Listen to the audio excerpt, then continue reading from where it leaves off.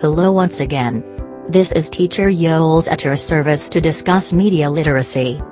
It is said that media education is the process through which individuals become media literate, that is, to be able to critically understand the nature, techniques and impacts of media messages and productions.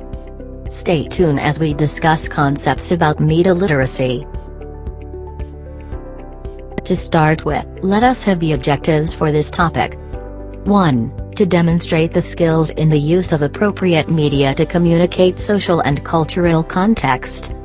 And reflect on one ICT learning material to assess the process of learning. For your activity, please do watch the video on the importance of media literacy by clicking the link provided. Use the activity sheet and submit your answer in the Google Classroom.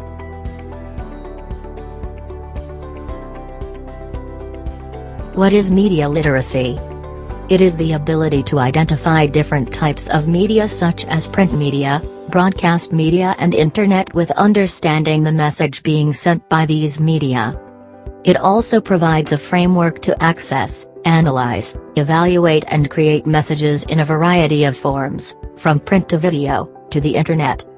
Then it builds an understanding of the role of media in society as well as essential skills of inquiry and self-expression necessary for citizens of a democracy.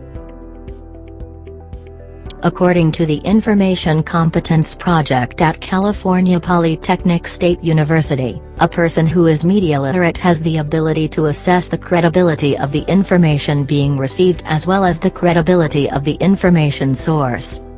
A media literate has the ability to recognize metaphor and uses of symbols in entertainment, advertising, and political commentary. He has the ability to discern between appeals to emotion and logic, and recognizes covert and overt appeals. He is sensitive to verbal as well as visual arguments, and has the ability to use critical faculties to assess the truth of information gleaned from various sources. Next are the key concepts about media literacy. 1 is that, media are constructions.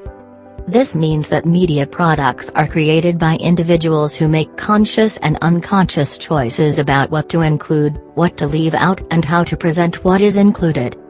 These decisions are based on the creator's own point of view, which will have been shaped by their opinions, assumptions and biases, as well as media that they have been exposed to.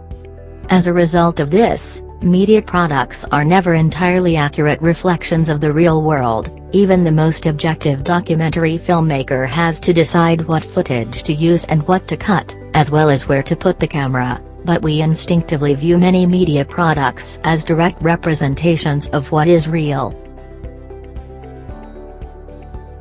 Another key concept is that audiences negotiate meaning. The meaning of any media product is not created solely by its producers but is, instead, a collaboration between them and the audience, which means that different audiences can take away different meanings from the same product. Media literacy encourages us to understand how individual factors, such as age, gender, race and social status affect our interpretations of media. Another key concept is that media have commercial implications. Most media production is a business and must, therefore, make a profit. In addition, media industries belong to a powerful network of corporations that exert influence on content and distribution.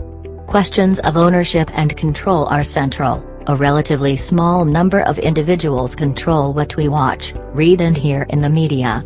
Even in cases where media content is not made for profit, such as YouTube videos and Facebook posts, the ways in which content is distributed are nearly always run with profit in mind. Therefore, essential skills for media literacy. The first skill is slowing down in a fast-paced world. One of the first challenges we encounter is keeping up with the speed of information.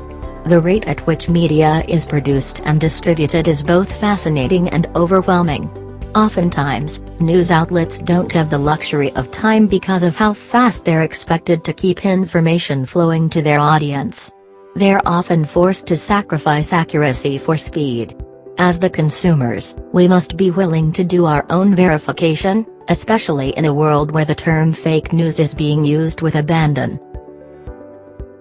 The next skill is finding the source or sources.